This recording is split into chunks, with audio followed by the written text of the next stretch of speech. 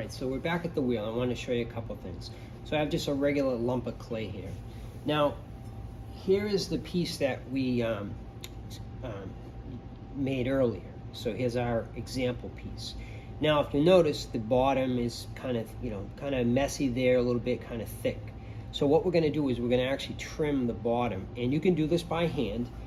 You can do this by hand without using the wheel. And we usually use these two different loop tools that have kind of like this, looks like a knife edge, it's a little thicker. So these are the two tools that we'll use.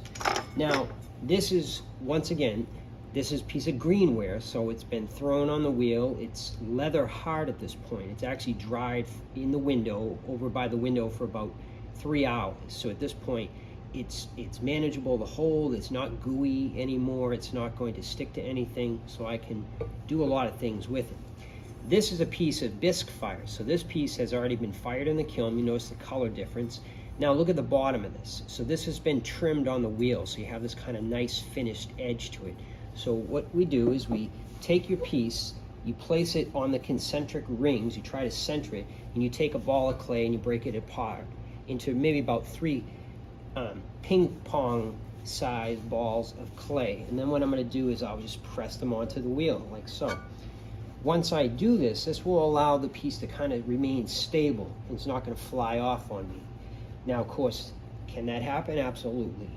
It's happened before, but for the most part, we try to make sure that when the student's doing it, I check it.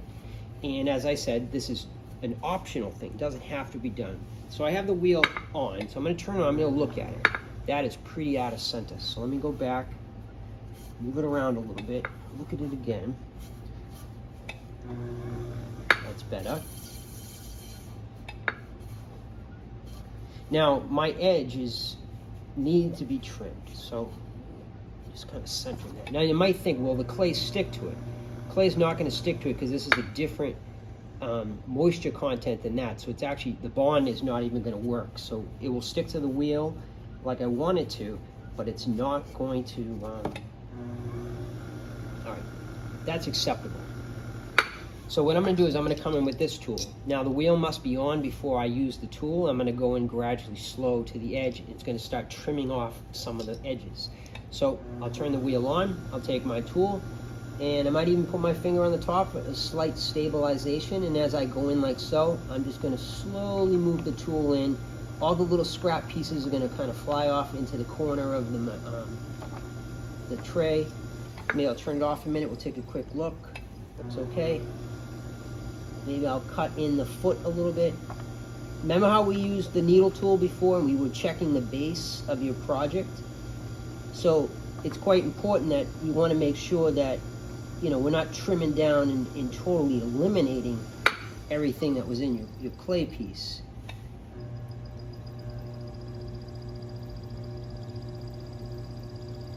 You can experiment with your speed.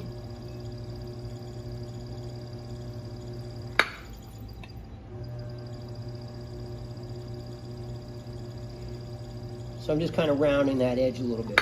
So what I'm going to do now is I'm going to go into the center. I'm going to remove a little bit. So like on this one, you can see we've trimmed in the edge.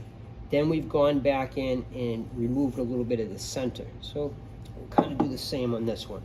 I'm going to probably use this looped end here compared to the box end. So I'm going to bring it in, maybe start in 1/4 inch from that edge, and I'm going to move my way into the piece. Stop there for a second, start it back up. Once again, remember the wheel head must be turning before you touch the tool. If you do not do that, you kind of run the risk of you know, pulling the clay in a direction you don't want it to go, and you could dislodge the connection from the wheel head.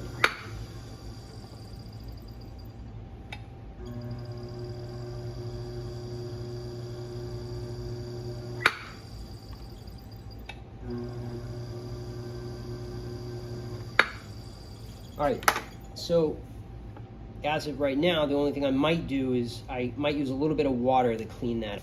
So if you remember, when I tested this with the needle tool, the bottom of this was roughly about 3/8 of an inch. I don't want to go any deeper on this one, so I'm going to leave it there. I'm going to take a little bit of water on my fingers. I'm going to turn the wheel back on, and I'm just going to kind of clean up those edges that I created. Maybe just smooth it out a little bit.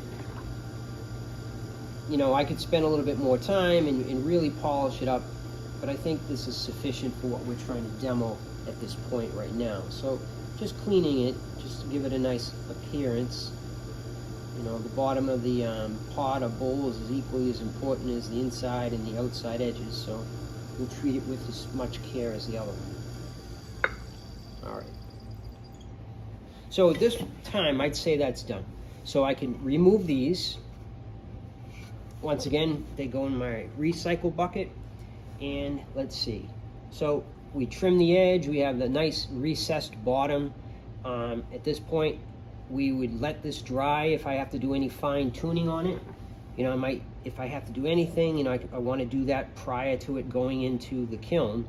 So right now, what I would do with this pot is I would let this dry for, to be safe, 1 week. On the shelving unit that I have, I let it dry for an entire week. At that point, I know it's bone dry, and I can put it in the kiln, fire it, not worry about any explosions or anything like that. So we're good.